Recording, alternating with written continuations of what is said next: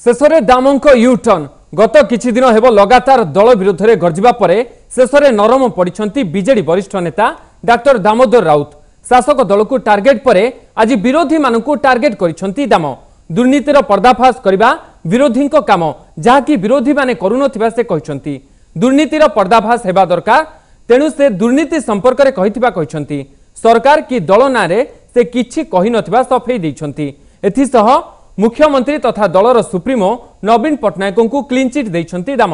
नवीन बाबू बहुत भल लोक, से एकाधर रे जड़े लेखक और चित्रकार। नवीन स्वच्छ, तांको विरोध में से पदटीए कहि नथिबा कहिछंती।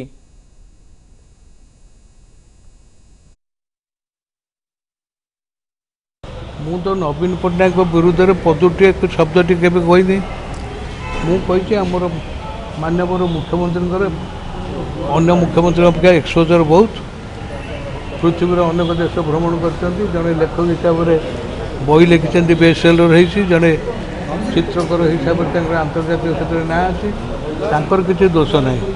दोष हूँ जो मैंने अधस्थन रही से मैंने हेराफेर कर डरिक पदा को आणुना मुझे परख भाव आने चेष्टा कर।